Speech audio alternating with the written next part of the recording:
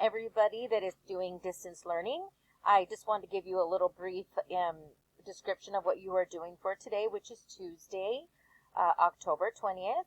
And today you are going to continue on with lesson 3.9, but you are going to continue on with page 131, and you're also going to do page 132.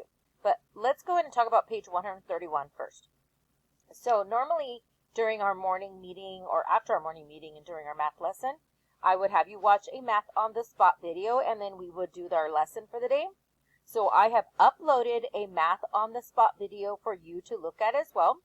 But you're going to go ahead and you're going to see that you're going to fill in your 10 frames just like you did Monday.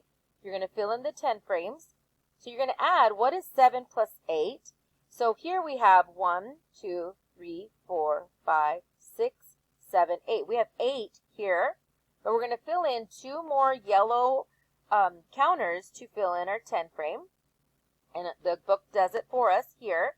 So you're going to rewrite your math sentence here, and you're going to continue on to solve. Okay?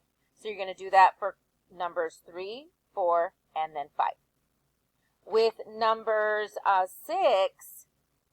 6, you are going to read the sentence. So it says, Han, Louis, and Mike buy apples.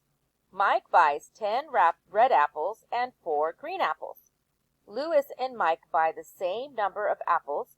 Match each person to his apples. So you're going to reread this again, and you're going to say, okay, Han, how many apples does he have? And you're going to draw a line to the correct number sentence that goes to his name.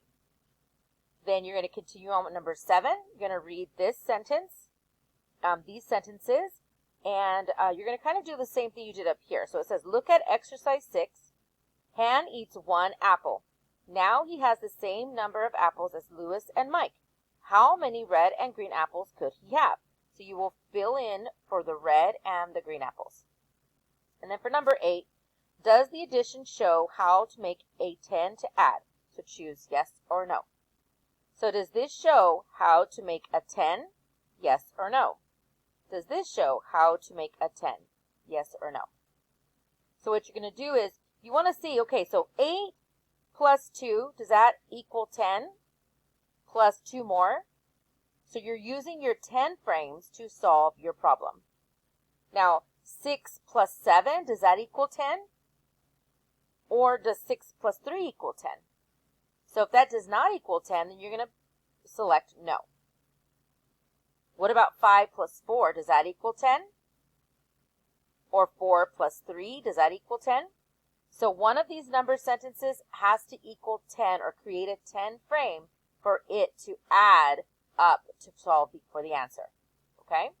And then that is where you will pause, and tomorrow you will work on lesson 3.10. Thank you.